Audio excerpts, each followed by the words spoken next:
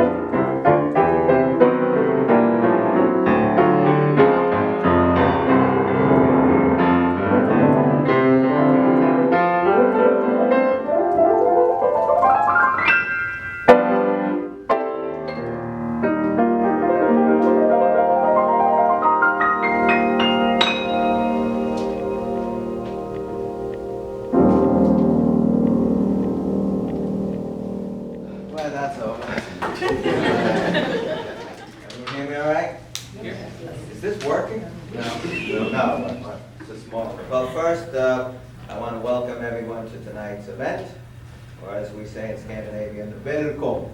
It's a joke. Now, ladies and gentlemen, it's my pleasure and privilege to show you what a real musician sounds like. The youngest member of the J&A extended family here tonight, all 12 years old, Dimitri Galterio, son of attorney partner Gregory Galterio, has been playing the piano ever since the tender age of 3½. He received first prize in the 11 to 14 age group of the Rondo Young Artist Musical Competition, and has recently made his debut at no less a storied venue than Carnegie Hall. So tonight, young Dimitri has chosen to delight us with his rendition of Piano Sonata Number 10 in G major by Beethoven, the first movement of which he played at Carnegie recently. And then as an encore, he will play a favorite piece of mine, the so-called Harp Prelude in C major by Sergei Prokofiev. So now, without any further ado, young maestro Dimitri Galterio.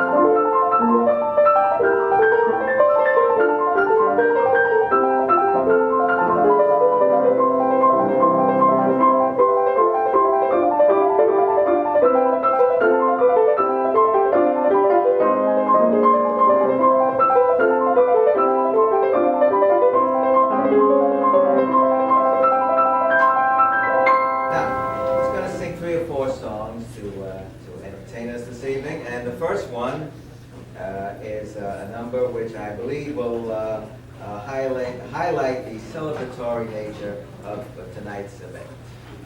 It's a grand night for singing.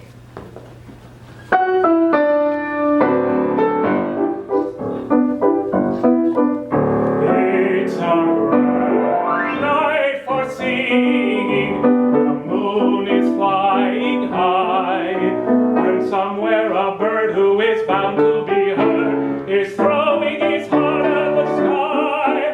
It's a the stars are bright above. The earth is aglow, and to add to the show, I think I am falling in love. Falling in love.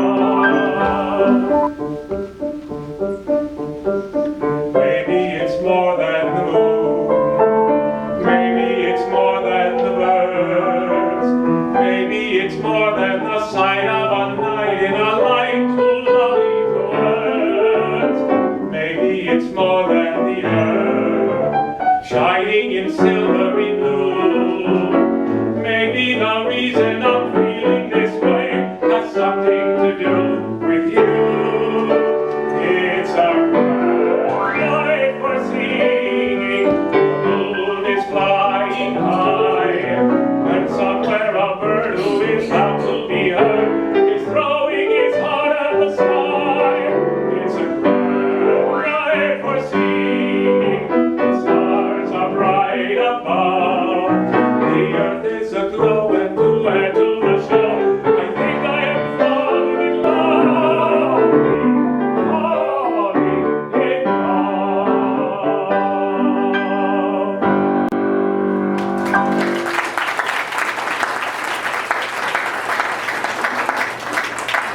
Next number is dedicated to Mrs. Stephanie Marker, unless her name changed again since we last.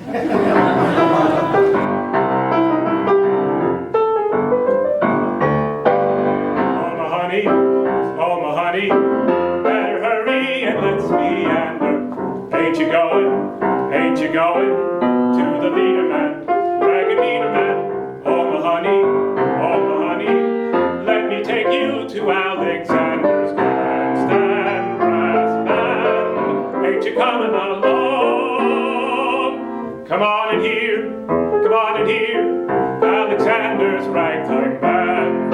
Come on in here, it's the best band in the land. They can play a bugle call like you've never heard before, so natural that you want to go to war. That's what the bestest band would have.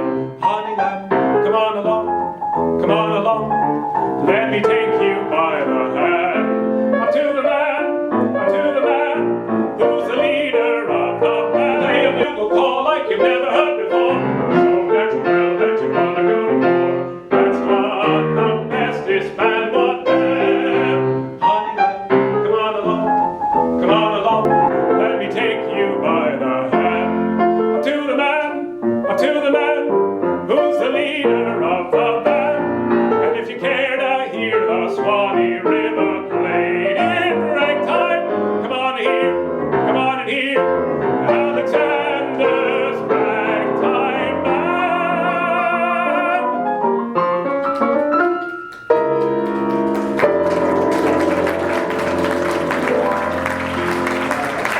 I want to take a moment to express my appreciation for some of my former colleagues at the Washington Square Institute. Very honored to have them here tonight, especially Maxine Exum, Administrative Coordinator, and the lovely Evelyn. We just celebrated her birthday. As some of you may know, I was rather depressed when I left the Institute, because I was convinced that I would never again find such an enjoyable place to work. And I have to admit, I never did. Instead, I found something even better, something I really love even more. A Jaffe and Asher LLP. Now, why do I like it so much, Jaffe? True, removing paper clips and staples is not without a certain irresistible charm. Not to mention dashing to the supermarket when you run out of milk. But I can honestly say that it is the people I have the high honor and privilege of working with on a day-to-day basis will make my experience at JNA so rewarding beyond measure. That said, I wish to call attention to two names in particular, and not wishing to embarrass either of these two gentlemen by mentioning their names. Instead, I've chosen to honor them each with his own special song. So, without further ado, Bill Menifee is now going to sing one of these two songs. Bill?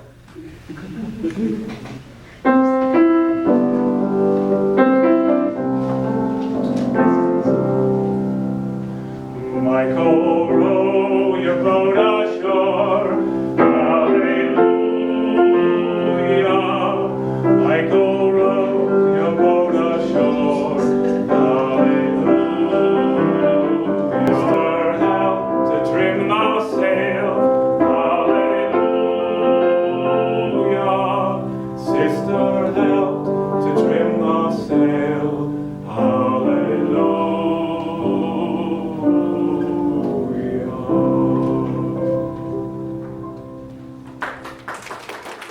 Play and sing at the same time. That's going to be a big. Okay, so I said there were two gentlemen, and now the other gentleman. Again, I don't want to embarrass him by mentioning his name, so instead I'm going to sing a little bit. It is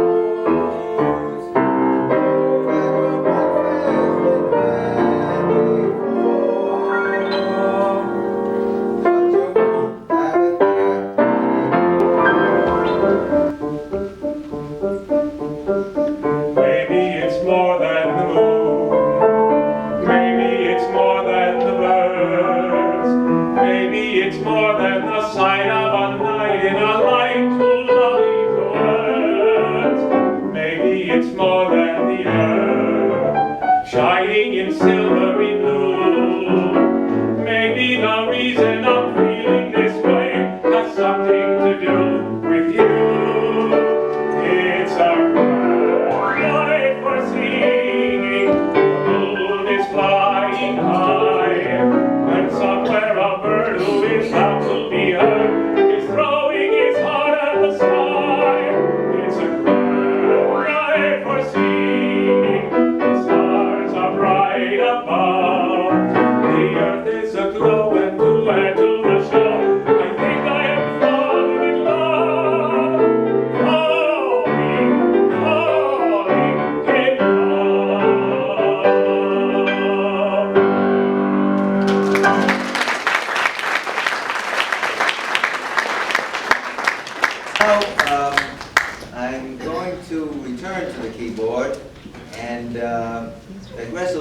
from our theme, and gratefully acknowledge Scandinavia House for providing us with this lovely space tonight. Some of you may have noticed when you entered the hall, it's dedicated to the memory of the late, great Victor Borge. I am old enough to remember when Victor Borge performed live. I don't know, I guess you are, Don. Okay. All right, so anyway, Victor Borge was a very interesting person. Jewish and Danish by birth. It's an odd combination, isn't it? Jewish and Danish. I always thought Jews preferred bagels. Anyway, Victor Borge was thoroughly international in his appeal. He was known for his unique brand of wit and cultured eccentricity, not to mention his formidable piano skills. I can't hope to compete with his level of pianistic expertise, but I hope you'll find the next very short number, which I have somewhat grandiosely called Scandinavian Salute, enjoyable in its own right and worthy of the late, great Victor Borge's country. So here it is, Scandinavian Salute.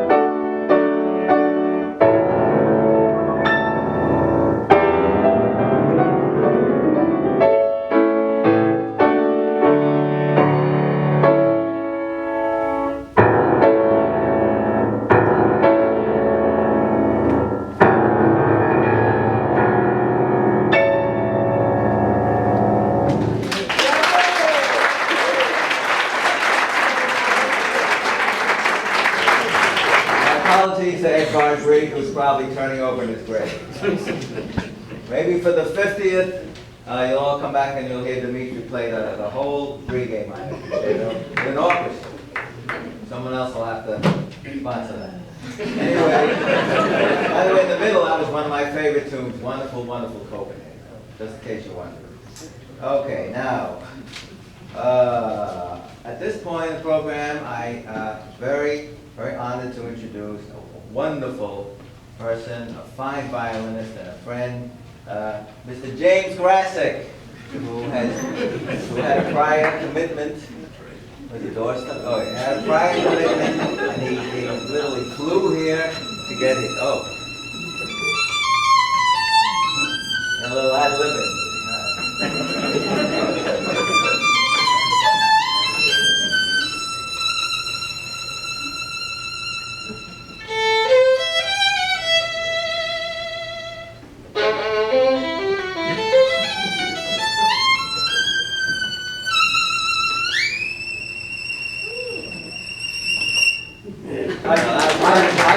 I graduated from Juilliard, and when I played my Mendelssohn,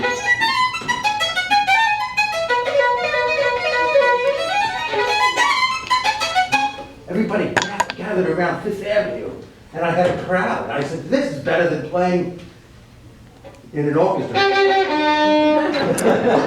You know, because I wanted to play it like, you know, and everybody else was going, you know, you have to follow the conductor. And while I love orchestra music, it was such a wonderful feeling when I saw the people listening. And I made $10. So now Peter sees me 30, 40 years later, playing at the top of the escalator, and I'll let you take it from there. Okay, very good. By the way, is everyone comfortable in here? Is there enough air conditioning? All right, I want everyone to be comfortable. Okay, the prices you're paying, you should be comfortable. All right, now, James Grassick, or as his website accurately proclaims, New York's best-known subway musician. Juilliard trained, Jim Grassick began his unorthodox path to fame while practicing on an LIRR platform during a delay in service. Since then, he has enchanted thousands of New Yorkers with his recklessly romantic style of virtuoso violin. Without further ado, ladies and gentlemen, the violinist par excellence, Mr. James Grassick. I love this concerto, the winter concerto, but a little bit of the autumn is good. Test the acoustics out.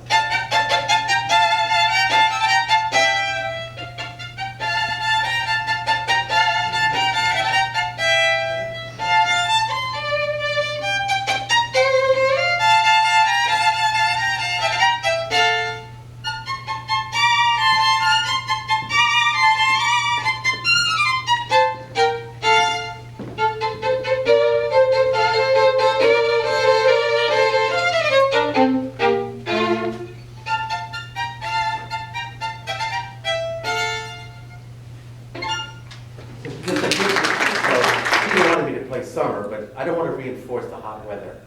I just, you know, if I go.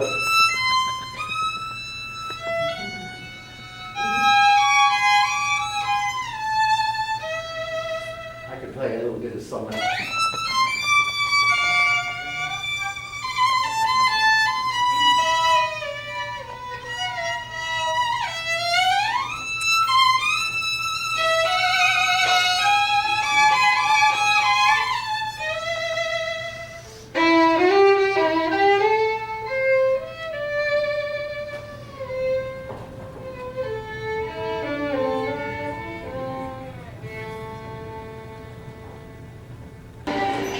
From a concert I played in South Carolina, so you're hearing that's why I had to run it like that.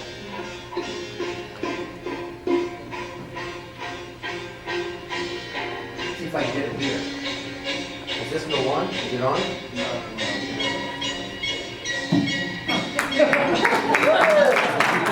Now I'll be amplified. It starts with this mystery.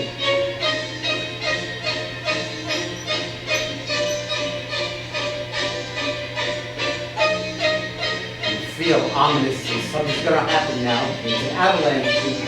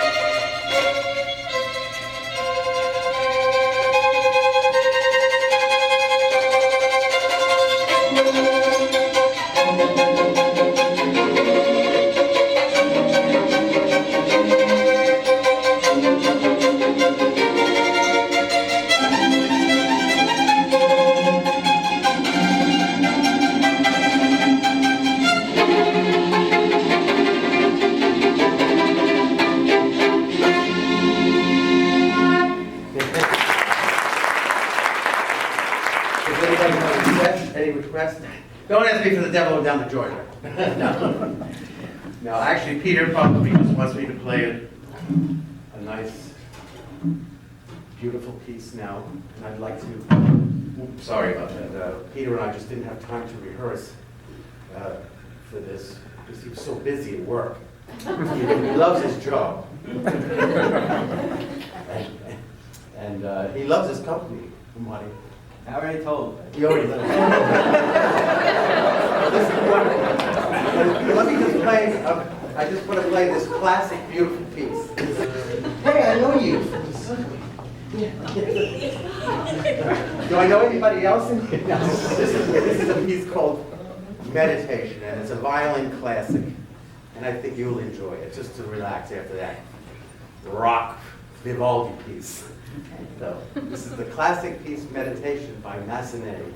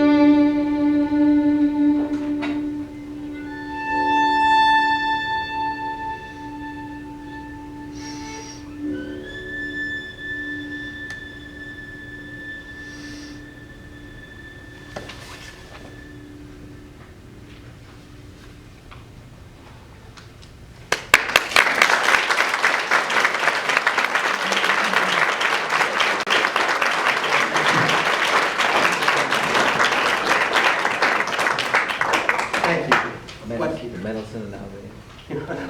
Yeah, they'll have to dry off a little bit.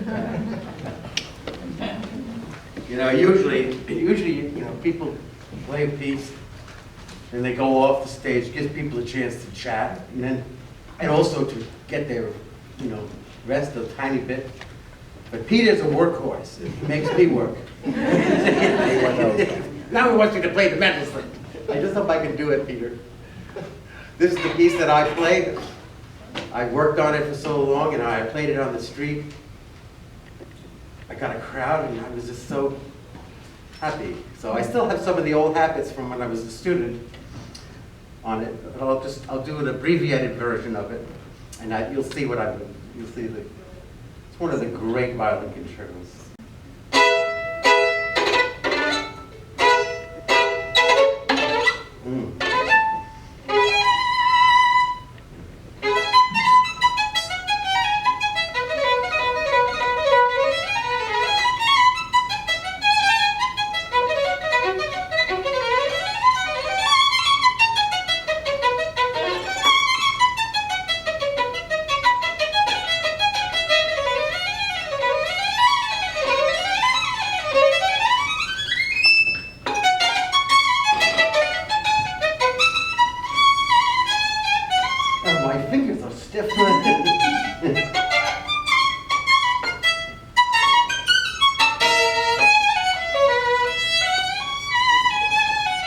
You ever get a cramp?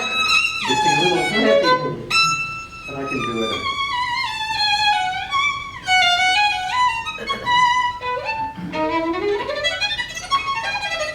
Peter should be playing this. Because it's the orchestra.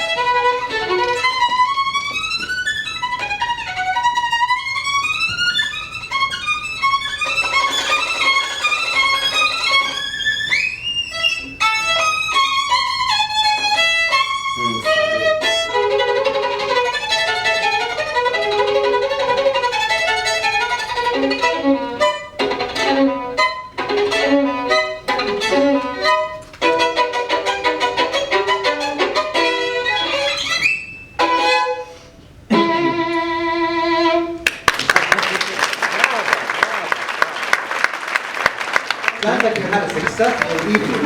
Yeah, thanks to you and all the other fine musicians. I didn't know you were such a professional.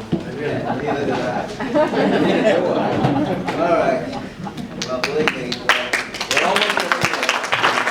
You're laughing because you think it's over, but it's not. All right. Now we still have two more things here, and now I'm going to bring back Bill and Minifee and Mike McFrederick for a final rendition. Normally they would have played it earlier, but unfortunately we had to wait for a certain party to arrive, who's now arrived. So now we're ready for Bill.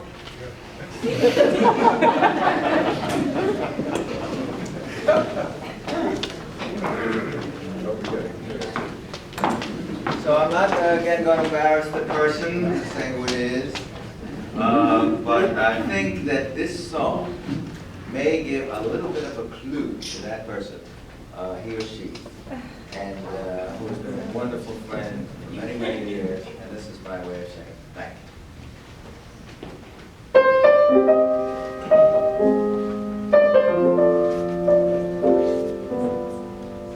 Every time I look down on this timeless town, Whether blue or gray be her skies, whether loud be her cheers, or whether soft be her tears, more and more do I realize.